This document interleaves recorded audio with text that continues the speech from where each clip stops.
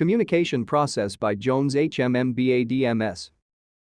The communication process starts with conceptualizing an idea or message by the sender and ends with the feedback from the receiver. 1. Sender or communicator, the person who intends to convey the message with the intention of passing information and ideas to others through a channel to the receiver. In this regard, I am the sender or communicator of the plan. 2. Message idea is the subject matter of the communication. It can be an opinion, attitude, feelings, views, orders, or suggestions. In this regard, the subject matter of the communication is the plan to be communicated to my subordinates. 3.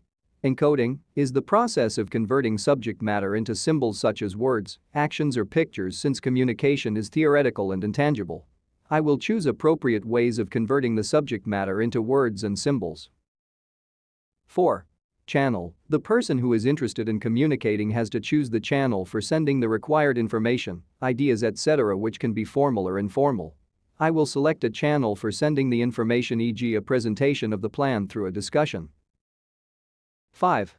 Receiver. The person who receives the message or for whom the message is meant.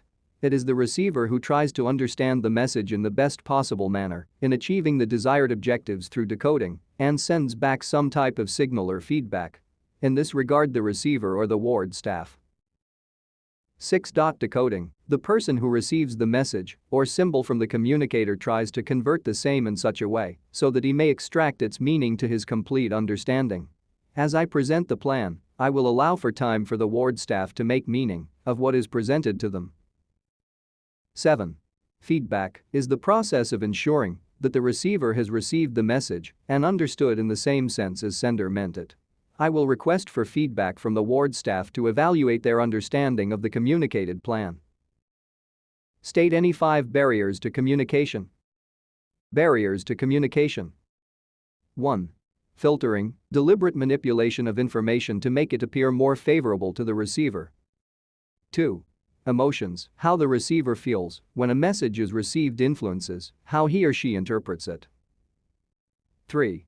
Information overload. Majors have a lot of meetings, emails, messages, calls, faxes, professional reading. These make them have more information than they can process. So they tend to ignore, forget, or selective choosing information. 4. Defensiveness. When people feel threatened, they tend to react in ways that hinder effective communication and reduce their ability to achieve mutual understanding. They become defensive, verbally attacking others, making sarcastic remarks, judgmental. 5. Language differences and the difficulty in understanding unfamiliar accents. 6.